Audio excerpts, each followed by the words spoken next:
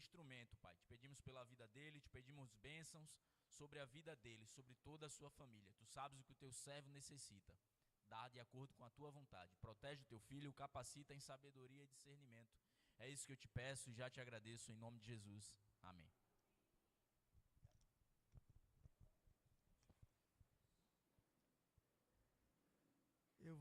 Eu vou precisar de mais volume, meu microfone. Isso. Vou precisar do tecladista, eu vou precisar de Jailson, a bênção de Jailson aqui comigo. E vamos cantar com toda a amada igreja o hino de número 366 do cantor cristão, Firmeza.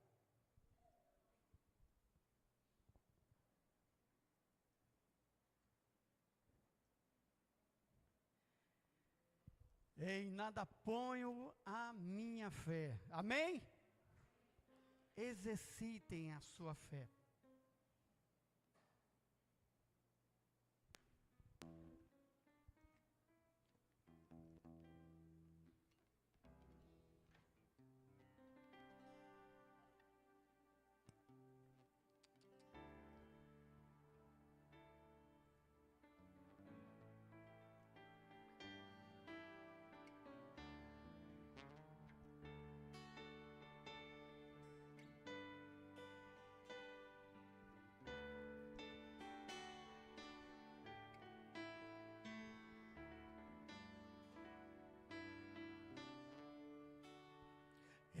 Nada apoio a minha fé, senão na graça de Jesus, no sacrifício remidor, no sangue do bom Redentor.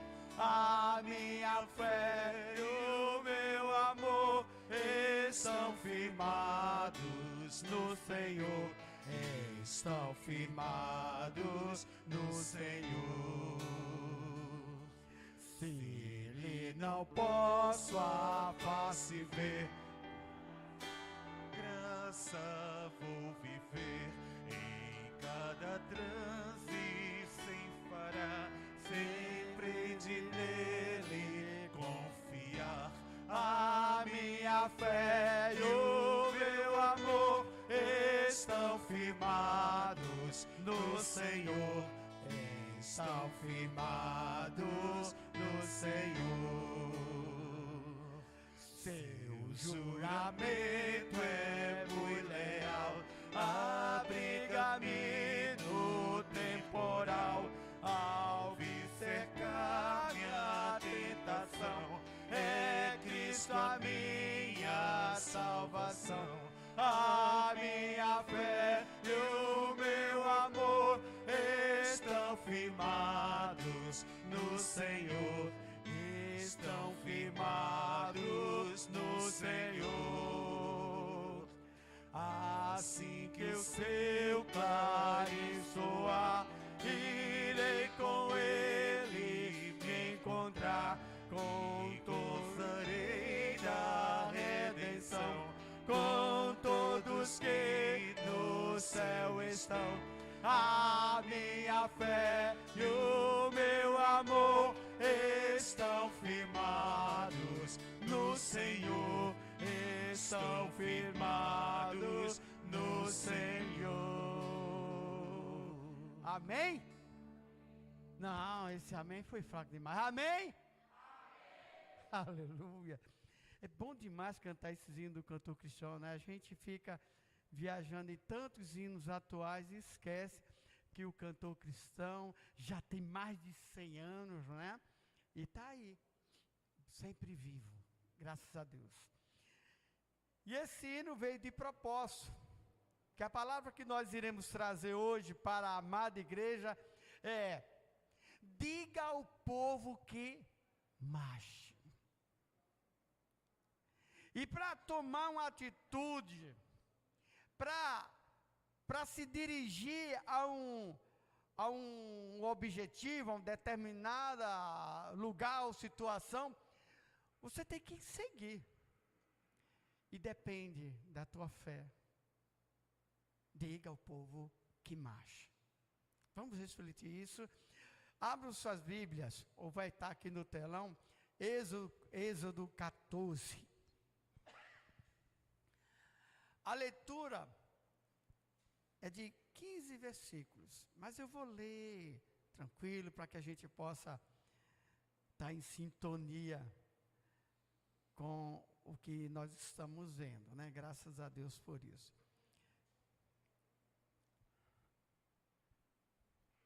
Êxodo 14, versículo de 1 a 15. Diz assim o Senhor a Moisés: diga aos israelitas que mude o rumo e acampe perto de Pi-Airote, entre Migdol e o mar. Acampe à beira-mar, defronte de Baal-Zefon. O faraó pensará que os israelitas estão vagando, confusos, cercados pelo deserto. Então, endurecerei o coração do faraó, e ele os perseguirá. Todavia, eu serei glorificado por meio do faraó e de todo o seu exército. E os egípcios saberão que eu sou o Senhor. E assim fizeram os israelitas. Contaram ao rei do Egito que o povo havia fugido. Então o faraó e os seus conselheiros mudaram de ideia e disseram: o que foi que fizemos?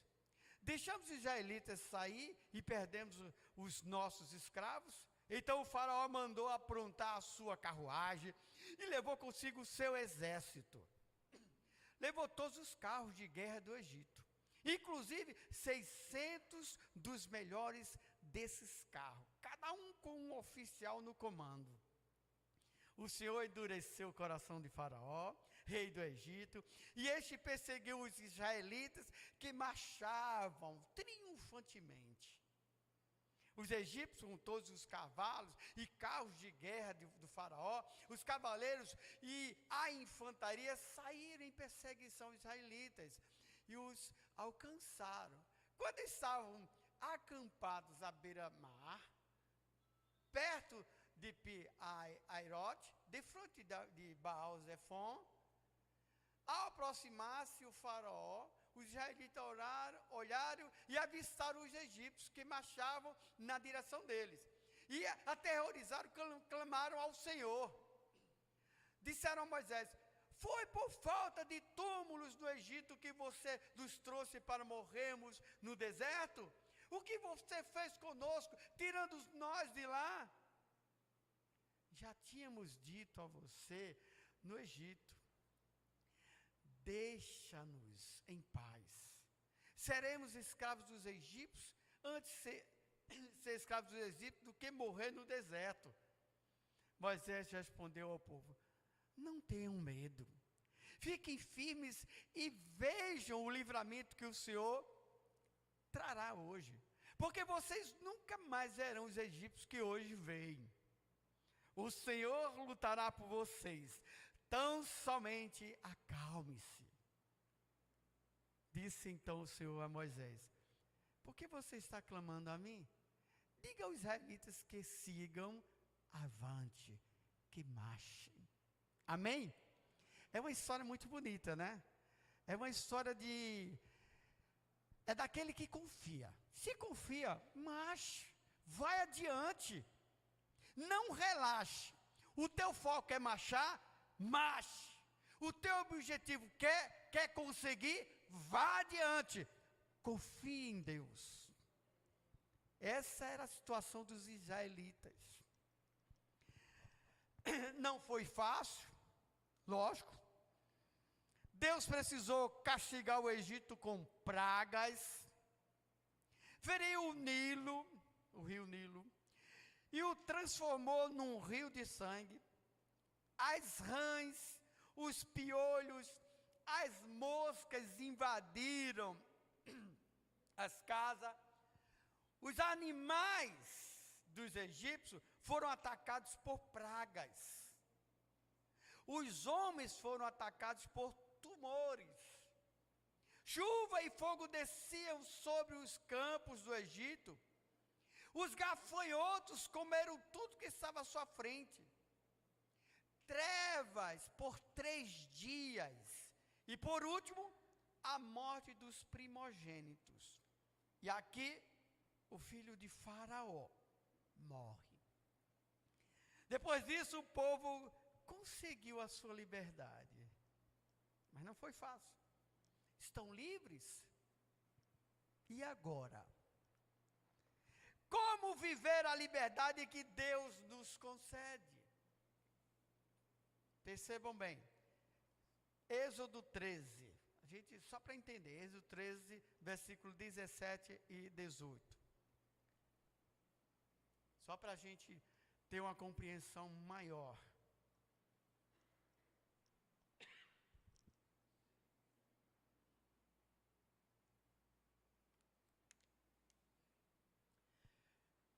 Quando o faraó deixou sair o povo, Deus não o guiou pela rota da terra dos filisteus. Embora esse fosse o caminho mais curto, pois disse, se eles se defrontarem com a guerra, talvez arrependam-se e voltem para o Egito. Assim, Deus fez o povo dar uma volta pelo deserto, seguindo o caminho que leva ao Mar Vermelho. Os israelitas saíram do Egito preparados para a luta. Às vezes, não, sempre é assim. A gente pode projetar uma estratégia, mas como confiamos em Deus e devemos confiar nele, confia na estratégia de Deus. O povo poderia pegar um caminho mais curto, um atalho, qualquer coisa assim. Às vezes, não, vai para o caminho mais longo, difícil, certo? E aí veio toda a situação delicada. O caminho divino não é uma reta.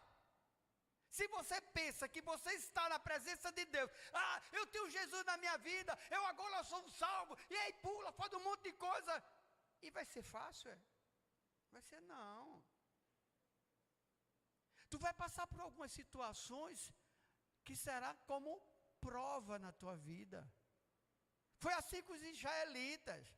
E aí começaram a se queixar, mas Moisés, você traz a gente para aqui, para passar por essa situação difícil, era melhor a gente estar lá no Egito, escravos.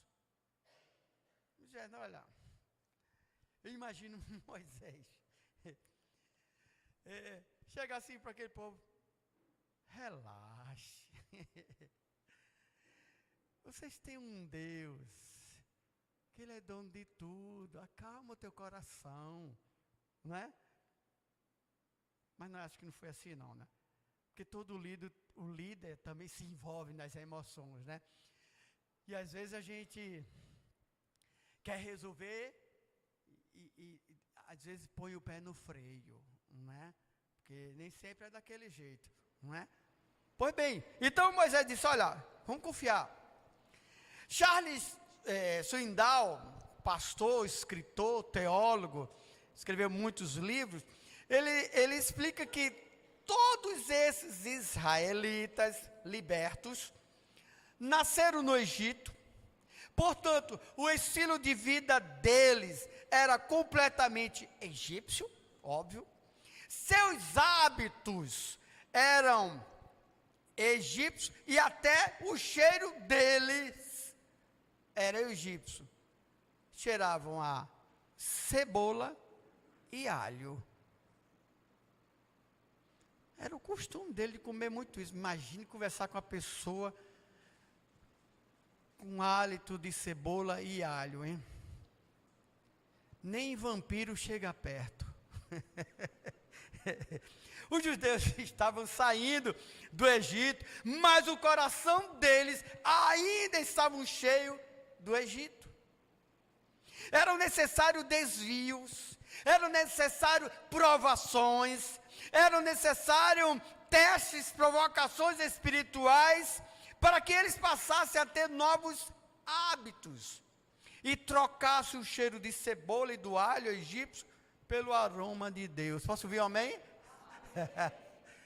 Isso é com a gente.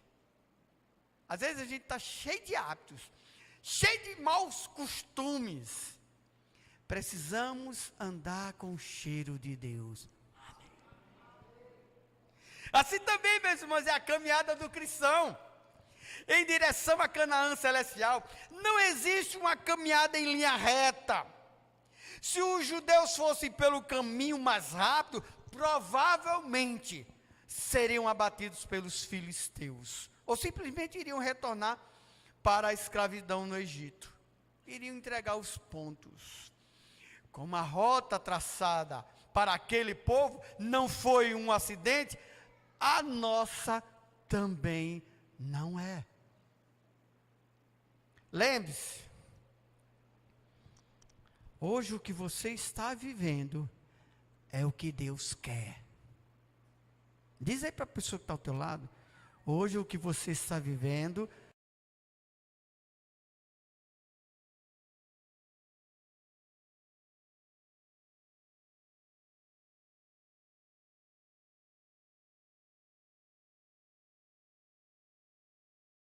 não espera, não tema, a rota é dele. A segunda coisa que podemos extrair desse texto abençoado: aprenda a lidar com as situações extremas. Eu vou precisar de tu, Tony. Êxodo 14, versículo 10 e 11. Êxodo 14, 10 e 11. Aprenda a lidar com as situações extremas. Aí no Êxodo 14, 10 e 11, e depois o versículo 12 e o 13. Então vou sair 10, 11, 12 e 13. Está seguindo. Ao aproximar-se Faraó, os israelitas olharam e avistaram os egípcios que marchavam na direção deles. E até aterrorizados,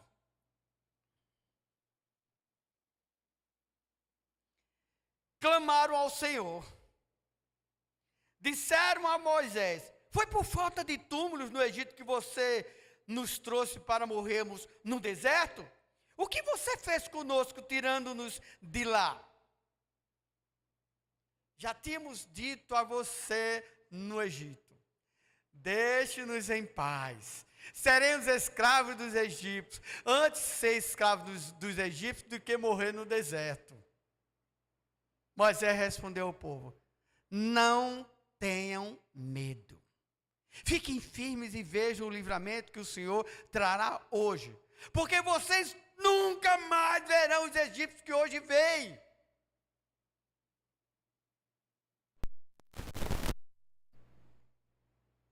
O Senhor lutará por vocês.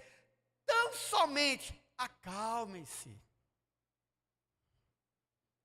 Disse então o Senhor a Moisés: por que você está clamando a mim? Diga para esse povo que marche. Só isso. Como a palavra de Deus ela é tão gostosa em nossas vidas, né? É simplesmente assim: Jairus, tu com esse corpão, com essa altura todinha, aí chega um baixinho na tua frente assim e diz: ó, eu não tenho medo de você não, eu confio em Deus.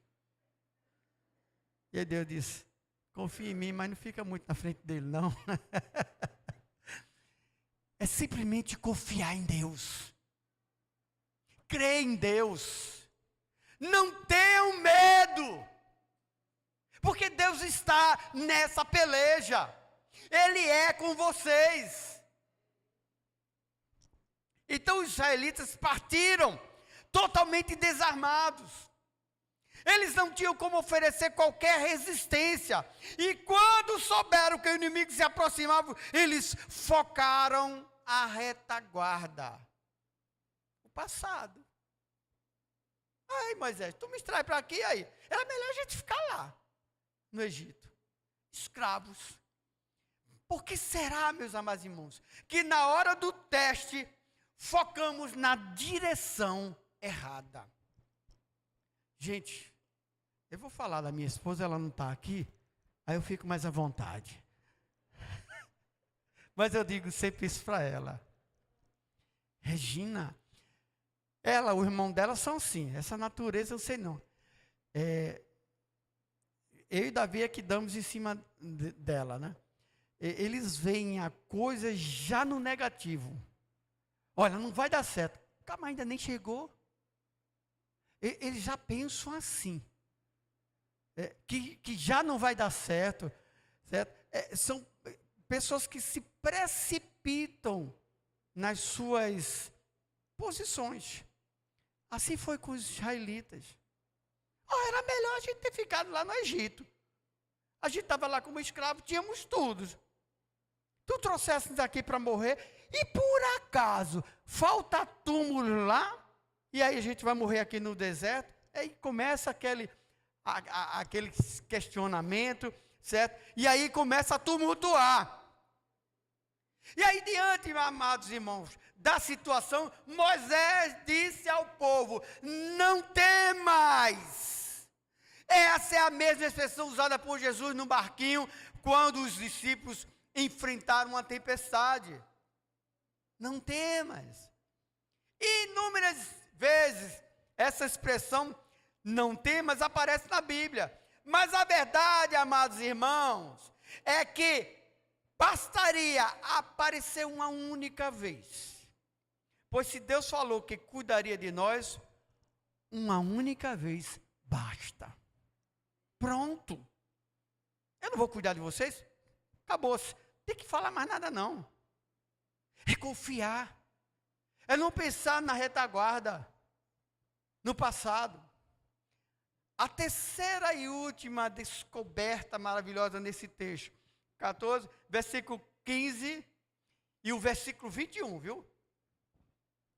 Aí o versículo 15, fica ligado aí, mídia. Versículo 15 diz assim: disse então o Senhor a Moisés: por que você está chamando a mim?